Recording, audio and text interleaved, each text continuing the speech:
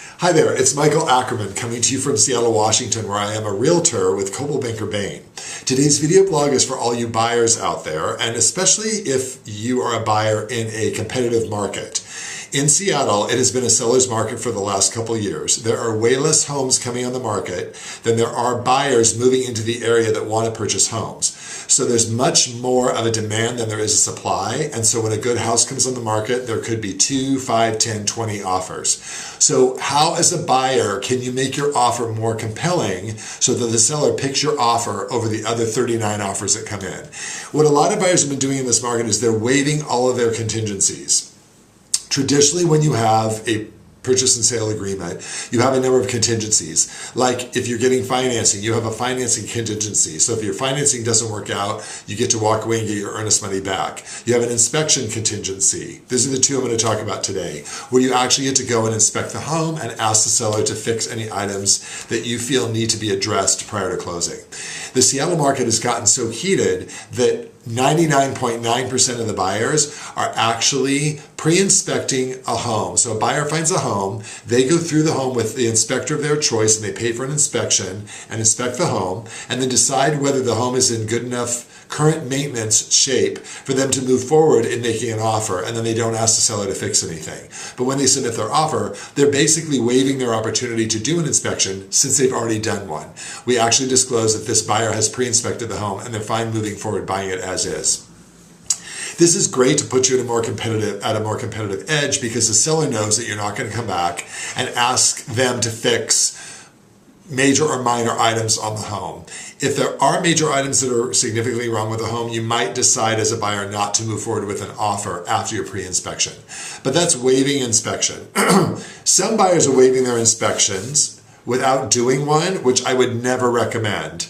Even on new construction, it's really good to do your due diligence and to inspect what you're buying, because you're going to be spending a lot of money. Buyers in the Seattle market have also been waiving their financing. There are a lot of cash buyers in Seattle, and so the buyers who are getting loans have been strategizing, how can we make our offer as compelling to the seller as a cash offer? So a lot of buyers are actually waiving their financing, which means they're getting a loan, but they're not making their offer conditioned on having that loan close successfully. So if the loan doesn't close or they don't get their financing, their appraisal comes in low, they need to bring in extra money. If any of those scenarios happen and they don't close, they lose their earnest money. And a lot of buyers are actually releasing their earnest money to the seller, which will be a future blog.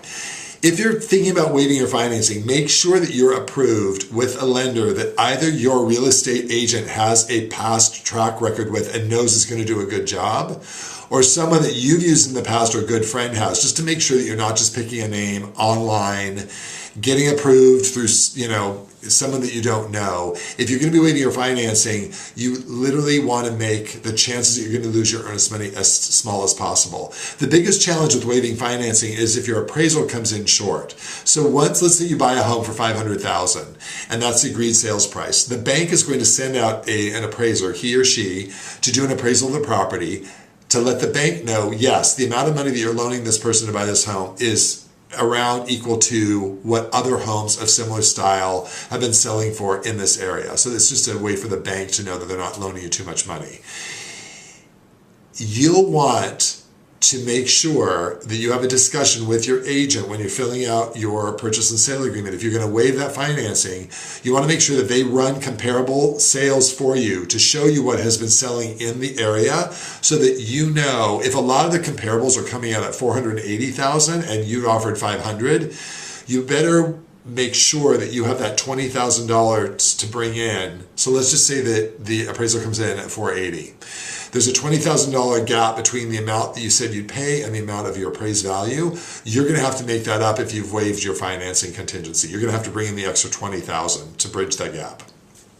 You just want to make sure that you go over that thoroughly with your agent to make sure that at a worst case scenario, if the house is going to appraise low, what is it going to appraise at? And that you feel secure that you have enough money to bridge that gap to close. Now, waiving financing and waiving your inspection can do a lot to strengthen your offer and make it much more competitive. In Seattle, most homes that are selling, the buyers are waiving all contingencies. I do not ever recommend you waive contingencies unless you have a thorough discussion with your agent about the financing and about the money that you have as a backup to bridge a low appraisal gap.